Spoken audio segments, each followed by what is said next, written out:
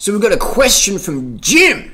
Harley, I like your videos. I'm from Illinois, married with a couple of kids. Had some traumatic experiences as a child. Feel I've been being a victim in the last few years. How do I stop being a victim and become a real man? That's a good question, Jim. But I would say you're already on the path because you're seeking a solution to a situation. A problem is just a situation waiting for a solution. This is cinnamon donut, banana smoothie. Bananas, rice, milk, water, sugar, organic cinnamon. Fucking incredible. I cycled across to Perth, Western Australia in 2002. I rode my bike across from Adelaide to Perth, across Australia, across the Nullarbor Plain. Not much out there. Perth is the most isolated city on the planet. I cycled my bike to the most isolated city on the planet. And on the way out there, it's 2,800 kilometres, not much. There's a few gas stations, etc. And I got some tendonitis in my knee. And I remember laying on the ground, crying, being a victim, going, oh my God, I've taken time off work, I'm not going to make it, blah, blah, blah. And I'm in pain. Something just clicked, and I said, what would Lance do? What would Lance Armstrong do? I was inspired by Lance. I knew Lance was full of drugs all along. I've been saying it since 2000, 2001. But I'm inspired by his work ethic and just drive and hunger. So I asked myself, what would Lance do? I'm literally on the ground, tears, I had sand on my face, I'm laying on the ground, holding my knee. I go, what would Lance do? What would Lance do? And I'm thinking Lance would just fucking stretch out his knee. Stretch it out. So I was like, alright, get back on your bike and pedal with one leg. So I pedaled with one leg for about 2 or 3 Ks. And I was like, this can't do this. And then I started to stretch out my quad. And then my knee started to relax up a bit. I just hadn't done enough stretching. Everything was just tightening up. And I made it across the Nullarbor. And then a few days later, I met this guy. I think he's a Danish lad. And he was been cycling in Australia. And I talked with him. I said, you got any tips about knees? He goes, dude, you got to stretch every night, man. You got to stretch it out. You know, stretch it out at lunch, stretch it out at night. And he said, Harley, a problem is just a situation waiting for a solution. I was like, fuck. Yes. So I was on the right track. So Jim, you're on the right track, mate. You're looking for solutions. You're looking for solutions to your situation. And that's fantastic. That's not much of a motivational story. Because people will lose their legs in landmines and stuff. You know, people getting raped every single day for 10 years by their dad or their brother or whatever. You know, getting pregnant by their uncle or just, you know, seeing their family members getting chopped up in little bits and fed to the fish or whatever. No matter, it's not a competition of who's got it worse.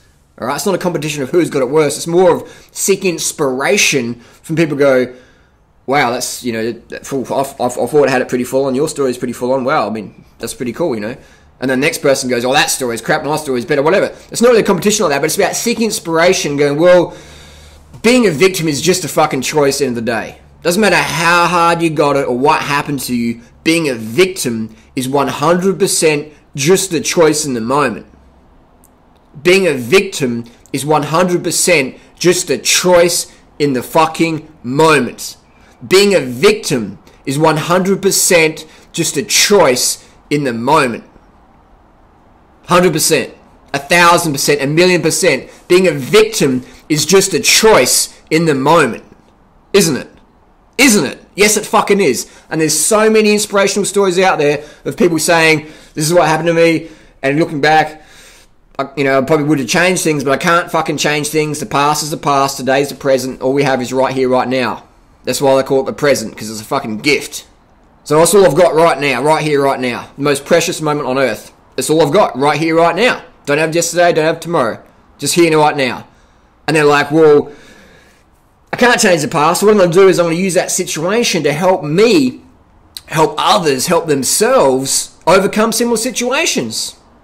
So you have people in rape counselling who overcome that, and they're helping other people how to overcome that. We've got people who lose the ability to use their legs, and they become coaches on how to, people who have car accidents or whatever, how to incorporate that into their lifestyle, having no ability of arms or legs, or all they can do, they can't even speak anymore. They just in a wheelchair and they're just using mouth movements. And there's people like that who educate others to go, well, this is what's happened, this is how I dealt with it, boom, boom, boom. So it just becomes a choice in the fucking moment to be a victim or a fucking champion. A victim or a fucking legend. It's just a fucking choice in the moment. And I'll see so many people go, oh, get some fucking courage, get some balls, get some fucking ovaries, and get some goals, and get some shit done. What do you want to be? Do you want to be a fucking victim all your life, or do you want to be a fucking champion? Just a choice in the fucking moment, isn't it? Just a choice in the moment. Stop being a victim and be a real man. Stop being a victim and be a real woman. It's just a fucking choice in the moment. Simple as that. Doesn't matter how much carbohydrates you eat or how much sleep and how fit you are, how good your diet is. That's all important. That's everything as well. But it's not, I mean, it affects everything, but it's not everything. Here, what's between your fucking brains, between your ears, what's in your brains, your thoughts. That's really what, at the end of the day, that's what's important. So all your lifestyle, sleep, that helps to affect that. But at the end of the day, there's still people out there with victim consciousness. That's their identity. Poor me, I had it tough. Give me some money, give me some love, give me some affection. You don't get fucking love from people being a victim. You get obligation. People walk past and go, oh, fucking victim, fuck. Oh, how you going? And then they walk off going, fucking grow the fuck up. How many years are you going to carry that story on with you? So by being a victim, you don't get love. You get obligation, attention. People feel obligated to help you out of guilt. That's not love. That's not love. That's like obligation. It's like, oh, fucking hell. And then they leave you like, fucking get a grip, would you? But they don't show that because for whatever reasons. So you don't get love. If you want to get love, give love. You don't get love being a victim. You get obligation, attention. That's like energy draining. You never get, it's just like pathetic. You don't get nothing done in life being a victim. So to wrap it up, Jim, you're on the track, mate. You are on the fucking track because you're looking for situations to change. You're looking for solutions to incorporate in your life. So it just becomes a choice. Sounds like your diet and lifestyle is already on track, and then mentally smacking that switch, clicking it over, getting that cable tension right, and just shifting up a gear. That's what it comes down to, man. People are like, some people want to be in the dark room. Oh, the room's really dark, and I'm like, turn the fucking light switch on, then, fuckhead.